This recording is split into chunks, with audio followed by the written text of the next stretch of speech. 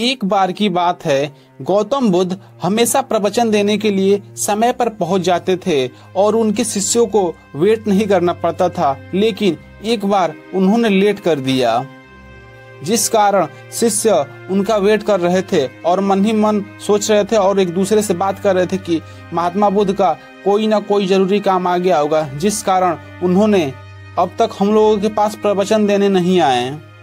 वह शिष्य सब यही बातें कर रहे थे, तभी गौतम बुद्ध आ जाते हैं और आते हैं तो उनके हाथ में एक कमल का फूल होता है, जिसे वो देखते रहते हैं। आश्रम में आने के बाद भी वह किसी शिष्य से बात नहीं करते, न प्रवचन देते हैं। वह बस उस कमल के फूल को देखते रहते हैं। उस कमल के फूल को देखते देखते कब समय घंटों में बीत गया यह पता भी नहीं चला।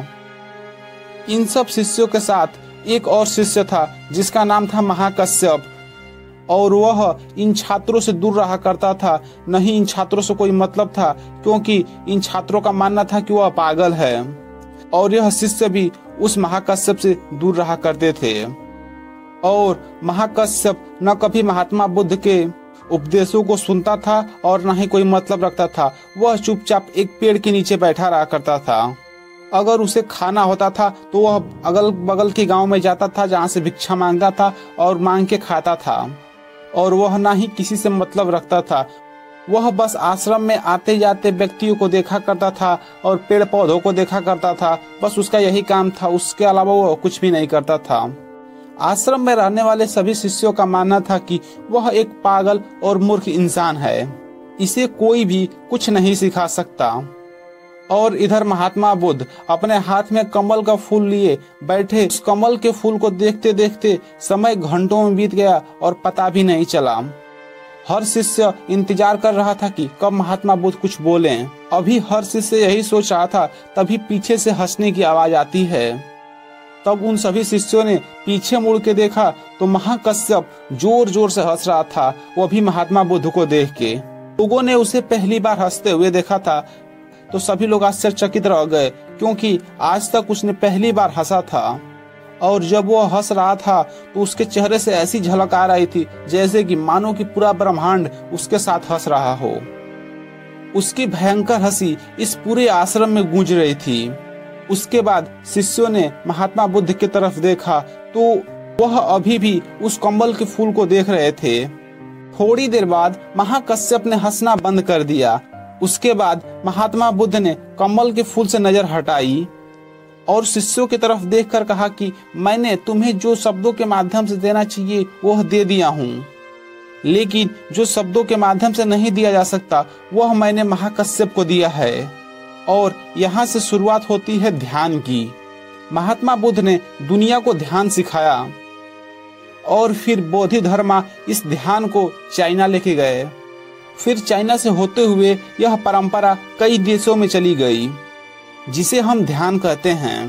ध्यान आत्मज्ञान प्राप्त करने का एक ही बहुत अजीब लेकिन बहुत बढ़िया तरीका है, क्योंकि इसमें किसी भी तरह की कोई बाधा, कोई बंधन नहीं है। क्योंकि इस परंपरा का ना तो कोई निश्चित विज्ञान है और ना ही कोई शिक्षाएं और ना ही कोई ग्रंथ और ना ही कोई निश्चित अभ्यास करने की विधि।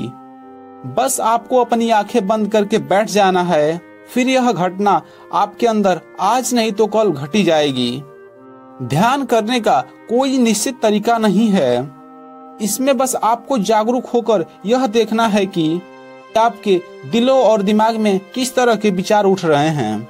लेकिन आपको उन विचारों में उलझना नहीं है, बस उन विचारों को देखना है, क्योंकि आपके अंदर एक विचार उठेगा और वह फिर गायब भी हो जाएगा। बस आपको उस ध्यान को जागरूकता के साथ देखना है।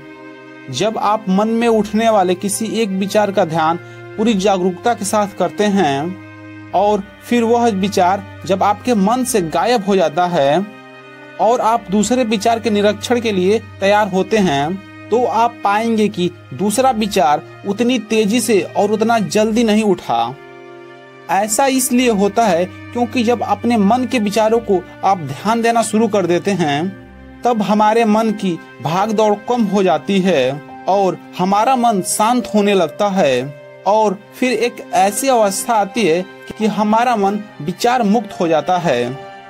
हमारे मन में कोई विचार नहीं होते। दो विचारों के बीच यही विचारहीनता ही सच्ची चेतना कहलाती है। हमें अपने अंदर के विचारों को और मन को शांत करने के लिए मेडिटेशन करना होगा, क्योंकि हम अपने मन को तभी शांत कर सकते जब हम मेडिटेशन करेंगे, किसी एक चीज पे फोकस करेंगे। मेडिटेशन करना इतना आसान नहीं, लेकिन स्टार्टिंग में आप 2 मिनट करिए, फिर उसको बढ़ा के 4 मिनट करिए। ऐसे ऐसे करके आप उसको ज्यादा समय तक करिए, जिससे आपके मन को शांति मिलेगी। तो दोस्तों, यह कहानी छोटी थी लेकिन बहुत ही शानदार थी। अगर कहानी अच्छी लगे तो कमेंट करके जरूर बताएं। इस चैनल को सब्सक्राइब कर लें, वीडियो को लाइक कर दें। तो चलिए मिलते हैं अगली कहानी में। धन्यवाद।